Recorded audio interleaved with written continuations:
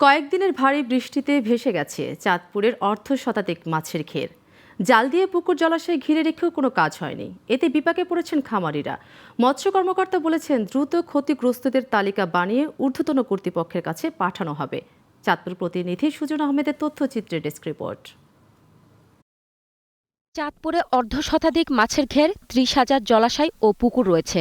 এর মধ্যে সবচেয়ে বড় মাছের ঘের ধনুয়া গ্রামের ডাকাতিয়া নদীর পাশে। এখানে অর্ধশতাধিক ছোট বড় খামারির মাছের ঘের রয়েছে, কিন্তু কয়েকদিনের টানা বৃষ্টিতে এসব ঘের ও জলাশয়ের পানি বেড়ে মাছ চলে গেছে নদীতে।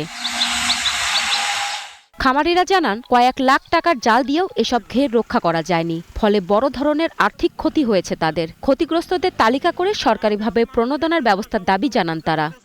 শত কোটি টাকার মাছ এই প্লাবিত হইয়া নদী চলে গেছে, কিন্তু কিছুই করে আমাদের নাই। আমরা প্রায় কয়েক লক্ষ টাকা খরচ করে নেট দিছি, এই নেট দিয়ে কোনো কাজে হয়নি। বাঁচার থাকার মতো কোনো পরিস্থিতি নেই এখন বর্তমানে যে অবস্থা দাঁড়াইছে। আরো পানি বৃষ্টি হইতেছে, কি হয় বলা যায় না। কোটি গিয়ে আমার 15-20 কোটি টাকা অলরেডি নাইমা গেছে। এখন কি আছে পানির নিচে এটা আল্লাহ ভালো জানে, আমরা কিছু জানি না। গত কয়েকদিনকার অবিরাম বৃষ্টিতে আমাদের পানি বলতার কারণে আমাদের সম্পূর্ণ মাছেই এক পর্যায়ে নদী গর্ভে চলে গেছে।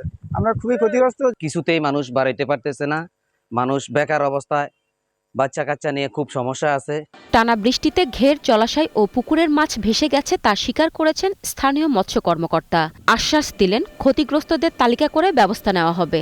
কিছু কিছু মাছ ছিল যারা তাদেরকে বড়গুলা বাজারজাত করার জন্য পরামর্শ দেয় পূর্বেই। এখন ফার্মারদের ভিতরে তারা যে প্রত্যেকটা ঘেরের পাড়ে নেট দিয়ে কেউ কেউ ব্যবস্থা করছে।